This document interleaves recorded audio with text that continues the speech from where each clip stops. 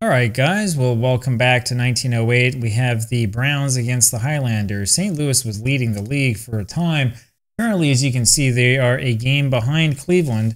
And that, of course, is because Cleveland most recently lost. Three teams in the American League with 21 wins. It's the losses that separate them. Cleveland with 13, the Browns 15, Athletics 16, then the Red Sox 20 and 18 are three out. Boston has lost three in a row. They're starting to fall apart. The Tigers and the White Sox are still a ways behind, but they're starting to climb up. And so in 1908, you never know what's going to happen. For a while, I thought we might have a different American League champion. Now it looks like it may be business as usual as Detroit, Chicago climb, and we'll see what happens afterwards. The only team I'd say that's really out of it would be the team that is the home team today, which is the New York Highlanders. Not my favorite team to play with in 1908, and they're on a 7-game losing streak. Every time you turn around, it's another losing streak for them. And that's the way that it is so far in the American League in this replay. I know that we have a long way to go, but the chances of the Highlanders getting anything accomplished is quite remote. With that having been said, we're going to start this ball game. It's going to be Bill Hogg on the mound here for the New Yorks, up against Hobe Ferris. So Hogg with a 2-6 record and the 2.92 ERA, but don't let that fool you. 254 the batted against average. The problem with New York is they don't score runs. First roll here for Hobe Ferris might be a little hard for you to see there. That's a 5. It's a 53 for a 20. That'll be changed to an 18, and that's going to end up being an error on Neil Ball. And so Ferris ends up reaching base one way or another, and that brings up Jimmy Williams. Now comes the big debate, which is, okay, so with Ferris, do we want him to have a hit and run, or do we want to bunt him? Taking a quick look at his lack of 11s, I think that's a sign that we're going to bunt. So we will bunt the way that you would in 1908. Roll is a 62 for a 12, and that's going to be a walk because of the W for Bill Hogg. Now runners on at first and second. That brings up now George Stone. Stone's hitting 281, 1 home run, 14 men driven in, and 167 plate appearances. This is your number 3 hitter, but it is, and we're trying to be as realistic as we can. So we'll just swing away with George. His roll is a 53. How about that for a 16 change to 21? And that is a ground ball over to Moriarty, who throws to Chase at first, and Chase drops the ball. That means that Stone is safe at first base, and the runners move up. The base is now loaded here for Roy Hartzell. This is kind of what I was expecting. So the Browns load the bases without getting a base hit. That part I wasn't expecting. An error, walk, and an error. 2 errors on the Highlanders already. We haven't had anyone out yet.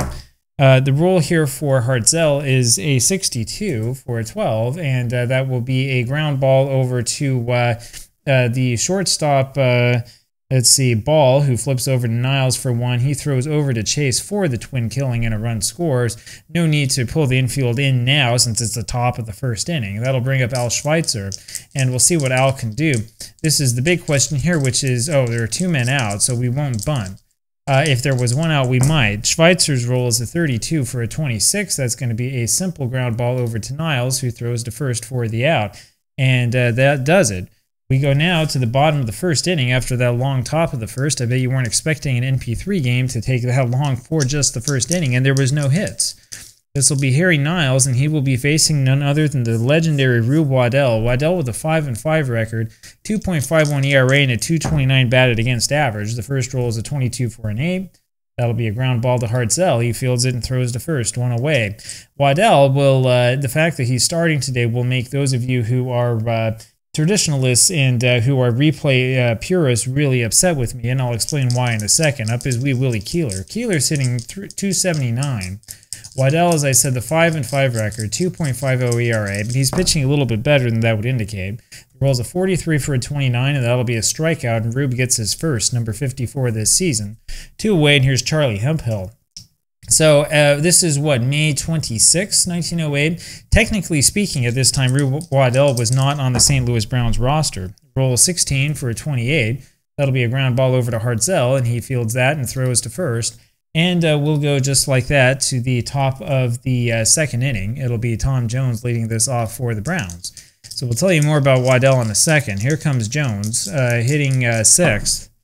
He has a 240 average, rolls a 55 4 1/8, so make that average go up a little bit, but then he's caught trying to steal second. That means 1 away, and that's the first hit of the ball game. That's the way the cookie crumbles. That'll bring up the catcher, Jim Stevens, hitting a respectable 256 here for St. Louis. Rolls a 54 for a 45. There is a little E rule. It's a 32 out of the range. So it's a fly ball to right, and Wee Willie Keeler will catch that for the out, 2 away. I tell you, look at this New York team. Keeler, Chase. This is the sort of team you would imagine could do fairly well, and this is actually the worst team in the major leagues in 1908. Up next, Danny Hoffman rolls a 26 for a 27. That's going to be a ground ball over to third base. Moriarty's got it and throws on to first for the out. And that'll bring us up to the bottom of the second inning. Moriarty, by the way, is a story in and of itself. If I were playing with real-life lineups, he wouldn't be starting that often. The reason why we have him up there is because, let me see if I can remember his name. It's this man here, Whit Conroy, who is hitting so poorly. He's been hitting so poorly, hitting 131 is what it says right here, but 333 is a pinch hitter. He was hitting near 100 for a while, and I took him out of the lineup. I just couldn't have it anymore. So that's what Whit Conroy's been doing for New York, and until he can get his batting average up, it's going to be Moriarty all the way. He's been hitting much better. Up is Hal Chase, and the roll's a 36 for a 33. It's a pop-up to the second baseman. Williams grabs that for the out, 1 away. That brings up Jake Stahl, the first baseman. Stahl hitting 214. Roll a 12 for a 25, and that's a strikeout because of Waddell's X, and there's 2 away. And I tell you, the St. Louis fans are happy to have him around. 2 away, here's Neil Ball, and the roll is a 13 for a 14. So Ruby gives up his first walk. That'll bring up George Moriarty, as I said, and look at that, he's hitting 235. 250 on base percentage, which isn't too bad for 1908. And the roll 46 for a 29. That will be a comebacker to Rube, who turns to first base, remembers which base to turn to, and throws there for the out. We go now to the top of the third inning. It is still a 1-0 game for the Browns. It's felt like it's been all St. Louis, but it's only 1-0. And here comes gorgeous Rube. So Rube was actually with the St. Louis team in the Union League around this time. Rolls a 12 for a 25. That is if you're, there's a little E roll. And the roll's a 14. And so Rube will reach first, as that's a ground ball over to Moriarty, and he gets it and throws it away. Error on the third baseman, and Rube is on third, error on the Highlanders. That'll bring up Hope Ferris again. So Rube was with the Union team for a short period of time here in 1908. It was right around this time, and only, I think, about 2 weeks before the Union League completely collapsed. And I'm guessing that it was their inability to obtain Waddell that caused the league to collapse the way that it did. But when you look into the papers around places like Kentucky and around other parts close to St. Louis, there's all this talk about Waddell jumped the Browns. But then you turn around, and on, I think it's May 30th or 31st, he's starting again. He only missed a single start. It's because the Union League, I guess, didn't give him what he wanted. The roll here for Ferris is a 64 for a 13, and that's a strikeout for Hogg. He gets his first, and there's 1 away. Up comes Jimmy Williams. And there was always a question, I think, at that time as to exactly what Waddell wanted. I mean, people have talked about colorful characters in baseball history, but there was never a man quite like Rube Waddell. I mean, Waddell put Dizzy Dean to shame, right? This guy was just totally crazy. Here comes Jimmy Williams with that runner on first base, 1 out. Rolls a 24 for a 13, another strikeout, and Hogg is really picking him up, 2 away, and here comes George Stone. Waddell also was a household name back then. It's easy to find articles about him, and here comes Stone. Rolls a 23 for a 32, a little fly ball over to right field, and it'll be that man, Wee Willie Keeler, making the catch for the out. We're having a real ton of fun here today as we go to the bottom of the third. All sorts of stories and all sorts of probably a more relaxed environment here for you. And so if you haven't done so yet, why don't you pick up a chair and take a seat down and just listen. I'm interested to know where you are if you're listening to this. Maybe you're on a break at work. Maybe you're driving your car. Maybe you're watching on YouTube, enjoying all of the wonderful animations. I'm not sure. Up comes Red Kleinow, who rolls a 16 for a 28. It's going to be a ground ball to short. Hartzell throws to first. There's 1 away, and here comes Bill Hogg. So Waddell showing his talents here as he's been mowing down New York. And the roll for Hogg is an 11 for an 8, but that's not going to do it. It's a ground ball to short again. Hartzell to first, and there's 2 away. Harry Niles comes out with 2 outs, bottom of the third. His roll is a 35 for a 36, changed to a 40. That'll be a little foul ball. Won't hurt Rube.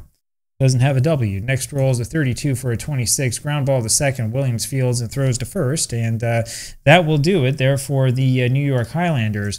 And so now we go to the top of the 4th inning, and it will be Roy Hartzell leading this off for St. Louis. 1-0 Browns. Browns could use a win here that gets them to inch ever so closely to Cleveland for the lead in the league. Parcells rolls a 12 for a 24, but there is that little E, the dreaded little E. It's a 24 just missing the range. That means that'll be a ground ball to short. Ball has it on to first, and there is one away. Al Schweitzer comes up next. Hope you enjoyed this setup, by the way. You can see up here my hand with the dice. Decided to change the screen size around a little bit, probably make it a little bit more easy to see, a little bit more in your face, get rid of some of the empty room on the screen. Al Schweitzer comes up and rolls a 54 for a 45. There's a little E roll. This roll will be a 54 out of the range. Fly ball to right, and that'll be handled easily by Keeler, 2 away, and that'll bring up Tom Jones. I know that it's kind of hard to see the dice rolling. You may have to pay a little bit more attention down here to this part of the screen right down here where I'm putting in the rolls of the dice. You can look up here, see where my hand is, and you can kind of see it. If you have a really good screen, you might be able to see a little bit better. If you're on mobile, my apologies, you're not going to be able to see much.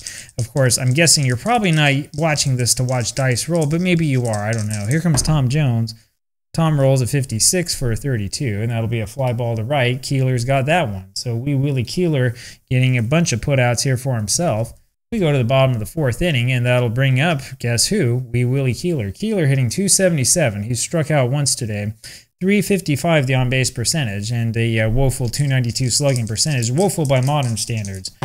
And here comes Keeler. He rolls a 21 for a 30. Fly ball to left. Stone has that. 1 away. Charlie Hemphill up next. Hemphill hitting 261. And the roll 64 for a 13, and he will strike out. So that's Waddell gets his 3rd, and that'll bring up Hal Chase. The roll 52 for a 27, and that's another strikeout for Rube, and we will go to the top of the 5th inning. I'll tell you, one of the things I don't like doing is watching my own content, because I'll watch a game that I played earlier, look at the dice roll, and say, hey, I got that one wrong. So that's a dangerous thing. You don't ever want to do that. I know you can roll the dice here. I'm not going to do that. I use my hands. Some people complain. So it is. Stevens rolls a 65 for a 35. There is a little E roll. And the roll is a 15. So it is going to be another error here on the Highlanders. They've committed 4. And Stevens winds up on first base, the catcher. That brings up Danny Hoffman, who's going to bunt, of course. 1-run game. Only 1 hit in this ball game. And the roll of 53 for a 17. It's a good bunt over to the right side. Hal Chase feels that, turns around, throws to Harry Niles covering at first for the out. Stevens moves up to second, and there's 1 away. And here comes good old Rube with a chance to drive 1 in. He's driven in 4 so far this season. He may only be hitting 115, but he has the ability to do some damage.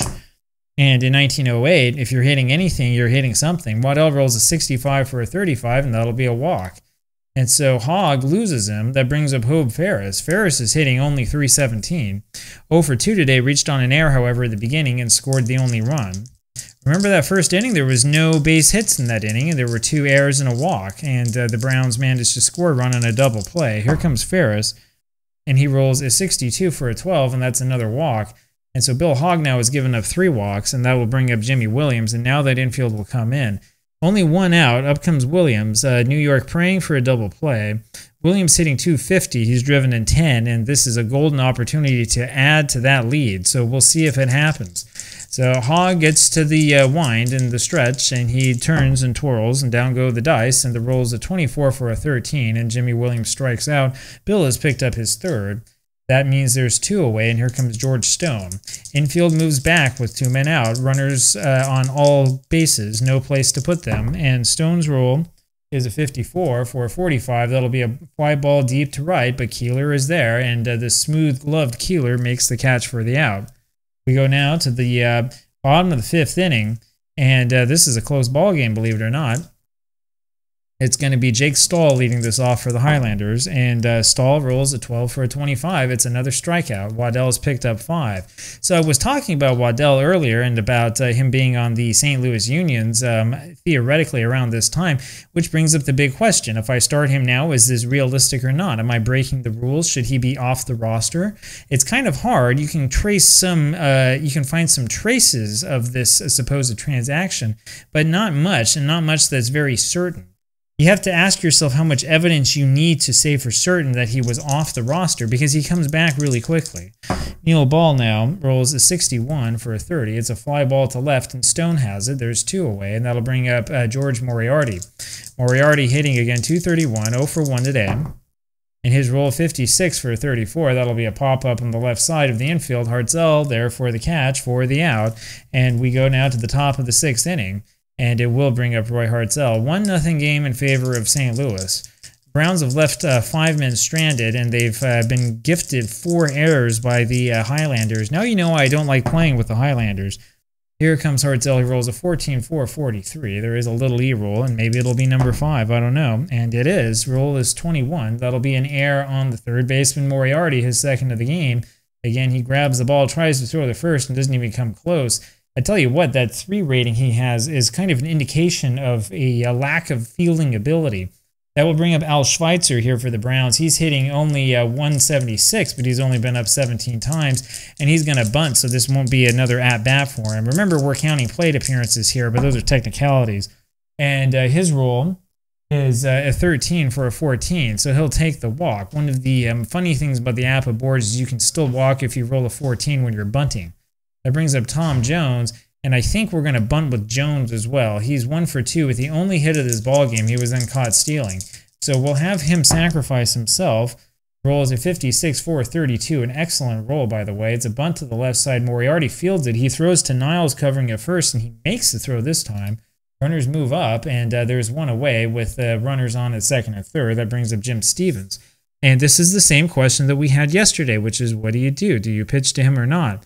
I'm sorry, I say yesterday, this was actually a game that I played offline that you can read about. It'll take a while for us to get there in the blog. But I had this question the other day in one of the games I played that I didn't film, which is, well, what do you do in this situation? Do you walk him and load the bases and maybe go for a double play? Or do you try to pitch around him with first base open?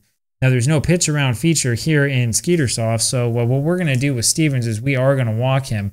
Mr. 250 batting average, and so what we do is we roll the dice and we say walk him and click on the intentional walk him, and the roll would have been a 15 for a 9. That would have probably scored a run, but instead he is walked. And so that really turns the screw just one more notch. Up comes Danny Hoffman with the bases loaded, only 1 out. In comes the infield. Hoffman hitting 196. The question is, do you bunt or not? And it's something for us to consider. Now, I want to look at the number of 13s he has. He has 1 here, 1 here, and 1 here. He's only got 3. So let's give it a try. Let's try to bunt. We like to bunt. And the roll is a 51 for a 9, and it's going to be a good bunt over to the left side. Moriarty again has it and flips over to Niles for the out at first, and there's 2 away. And here comes Rube Waddell. 2-0 the lead now for St. Louis. And up comes the Rube. Rube rolls 15 for a 14, and he walks. How about that? So Hogg now has walked 6, including the 1 intentional. And that will bring up Hope Ferris. 2 outs, bases loaded. Amazing how many times the Browns have loaded the bases. And New York, by the way, has committed 5 errors in this one.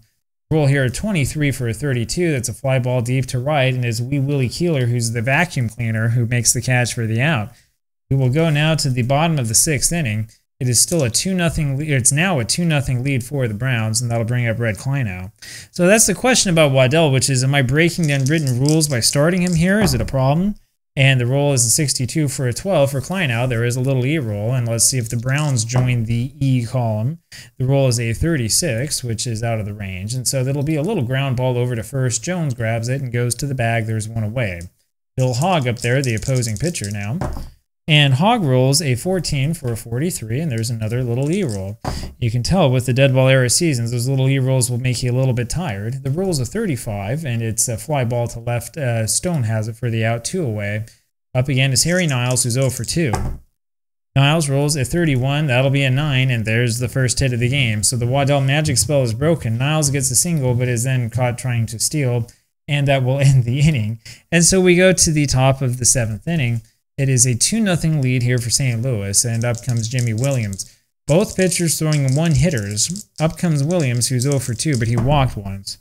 Roll 41 for a 28, ground ball to short, and ball throws to first. There's 1 away. George Stone now. Stone is 0 for 3, reached on an error, one of the many. The roll is a 25 for an 8, and there's the 3rd hit of the ball game, 2nd for the Browns, and that'll bring up Hartzell. Stone is fast. Stone has wheels, and we will use them. Hit and run time, and up comes Hartzell. And the roll 44 for an 8, and that's a hit and run single. Hogg becomes a D. There's runners on at the corners, and here come the Browns. Hartzell does have the 11. Schweitzer, though, hitting 176. Infield comes in. We're actually going to bunt with Al, and we're going to use the suicide squeeze here. We'll try to squeeze another run across. The reason why is because we could hit and run, but I don't know if I trust Schweitzer's ability to actually make contact. 33 hits now, sorry, for the Browns, and the roll's a 34. If we'd been doing a hit and run, this is a single. Instead, it's going to be a bunt back to Hogg, and he turns and throws to first base where Niles is covering. The run scores. Hartzell moves to second, and there's 2 away. 3-0 now, St. Louis. That brings up Tom Jones. So a little bit of inside baseball for 1908 for you. Jones comes up, rolls a 46 for a 30. That's a fly ball deep to left. Stahl has that one for the out. We go now to the bottom of the 7th inning. Who said that, national pastime-based games were no fun? This has been a lot of fun. Up comes Wee Willie Keeler again. He's 0 for 2. Waddell throwing a one-hitter now. Keeler rolls a 31 for a 9. That's another single, and he's caught trying to steal. The little C strikes again. So another good throw by Stevens, who's thrown out 2 would-be base stealers, and there's 1 away. Here comes Charlie Hemphill. 2 hits now for the Highlanders. Hemphill rolls a 13 for a 14, and he will walk, and that'll bring up Hal Chase. Chase hitting a woeful 217, 243 on base percentage. They're going to hit and run with Hemphill on and try to make something happen. And the roll is a 53 for an 18, and that's a hit and run ground ball over to short. Hartzell's an awful fielder, but he fields this one and throws to first. Hemphill moves over to second. There's 2 away. Up is Jake Stahl. And he rolls a 15 for an 11. That's a single that'll score the run, and Stahl then steals second base. So it's now a 3-1 lead for the Browns. Highlanders with their 3rd hit, and the smattering of fans we have here for the last place Highlanders is making some noise finally. Neil Ball up there, 3-1 the score. Runner on at second with 2 outs. Rolls a 53 for a 19, and Waddell lets one get away. That one hits Ball up in the shoulder, and he goes over to first base. That'll bring up George Moriarty. 2 men out, so not much strategy that we can use. Moriarty today, of course, 0 for 2, and everybody's 0 for everything today. Rolls a 45 for a 14, and Waddell's given up another walk, and that'll bring up Red Kleinow. So bases loaded now, 3-1 score. 3 walks given up by Waddell to accompany the 5 strikeouts. Kleinow's roll 35 for a 22. Changed to 17, that's a single to right field, and that'll score 2, and we have a tie ball game. Red Kleinow gets it done. A big base hit that falls in front of Hoffman. And that brings up Bill Hogg with runners on at first and third. Now, if we were doing any season that wasn't a dead ball era season, I mean, if we were playing 1920, I'd take Hogg out here. But since we're playing 1908, I look at this and I think, I don't know. I think we should leave him in. And so we will. We will leave him in this ball game, as shocking as that may be. Runners on the corners, 2 outs, bottom of the 7th, tie game. And the roll 13 for 14, or 13, I'm sorry, and there's a strikeout, and that means Waddell picks up his 6th. And that does it for the bottom of the 7th. But we go now to the top of the 8th inning. It's a brand new ball game. 3-3 the score. 3 hits for the Browns, 4 for the Highlanders. Top of the 8th inning, it'll be Jim Stevens coming up. Stevens rolls a 64 for a 29. That's a comebacker to Bill. Hogg throws to first, 1 away. Up comes Danny Hoffman. I know you're looking at that D and wondering, hey, why don't we take Hogg out? Well, we're not going to take Hogg out because he's actually pitching well, throwing a 3-hitter. That's the way you got to think about things, right? But yes, I'm fully aware of the letter grades and how it works and all of that. Roll 26 for a 27. That's a ground ball over to third base, and it'll be Moriarty making the play and throwing to first, and there's 2 away. Up comes the man, Rube Waddell. So here he comes. Hopefully he remembers which way to run should he hit the ball. Roll 65 for a 35. There is a little E-roll. And we'll see how this one goes. It's a 32 out of the range, and that's a pop-up over to the right side, and Hal Chase will make that catch for the out. And we go now to the bottom of the 8th inning. It is a tie ball game, 3-3. Who would have thought this one would be so close and so exciting? Up is Harry Niles. Niles rolls a 54 for a 45. There's a little E-roll, and it's going to be a 66. That'll be a fly ball to right. Hoffman's got it for the out, 1 away. Wee Willie Keeler comes up next. 1 out, bottom of the 8th. Keeler's roll, 63 for a 31. It's a fly ball to right field. Schweitzer's got it, and there's 2 away. Up is Charlie Hemphill. So Waddell, after almost abandoning the team, shows him he can still do it. Hemphill rolls a 14 for a 43. Once again, it's a little E-roll. I hope you're keeping track of these. Don't know how many I've done, and it's a 12. inside the range. That means it's changed to an error on Hartzell, and so the shortstop gets something in his eye and boots that ball, allowing Charlie to reach first. 2 away, bottom of the 8th. Here comes Hal Chase. The roll 16 for a 26. Short ground ball over to Williams. Flips to Hartzell for the force, covering at second base. We go now to the top of the 9th inning, and this has been a wild one, hasn't it? 3-3 the score. 6 errors overall. The Highlanders have committed 5 of those 6. The Browns have committed only 1. 3 hits for St. Louis, 4 for New York, and it's 3-3, and it's all even.